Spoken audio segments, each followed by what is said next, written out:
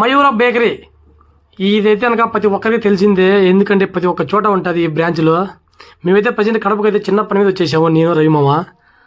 అందుకే ఇక్కడైతే కనుక ఆహారం అని చెప్పేసి ఒక క్యాంటీన్లో బాదం పాలు, టమాటో సూపు, పిజ్జాలు సూపర్గా అంటే సూపర్గా ఉంటాయండి. ఈవినింగ్ పూట అయితే కనుక చాలా అంటే చాలా మంది జనాలు ఉంటారు, రష్ ఉంటుంది, బాగా ఎక్కువ బిజీగా ఉంటుంది.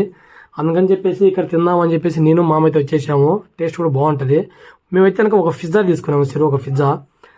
ఇది ఒకసారి తిందామని చెప్పేసి టేస్ట్ అయితే చేయడానికైతే అదే తీసుకున్నాము. నిజంగా ఆ పిజ్జాని తీసుకొని ఆ కచ్చప్లో ముంచుకొని తింటా అంటే బాగుందండి, నిజంగానే బాగుంది. నేనైతే కువైట్లో తింటాను, నేను ఎప్పుడు మన ఇండియాలో ఎప్పుడు ట్రై చేయలేదు. ఈరోజు మామ తీసుకొచ్చాడు ఇక్కడికి, బాగుంది. ఇది 3 లేయర్స్ అయితే కట్ చేశారండి బెడ్లో. ఒక సైడ్ ఆనియన్స్ ఏదో వేశారు, ఇంకో సైడ్ టొమాటో వేశారు, ఇంకా పిజ్జాలో మనం వేస్తాం కదా అట్లా వేడి వేసారు.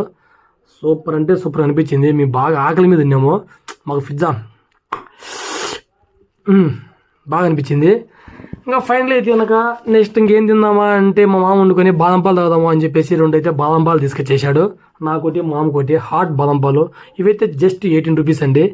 నిజంగా బాగుందండి, వర్త్ సూపర్గా ఉంది.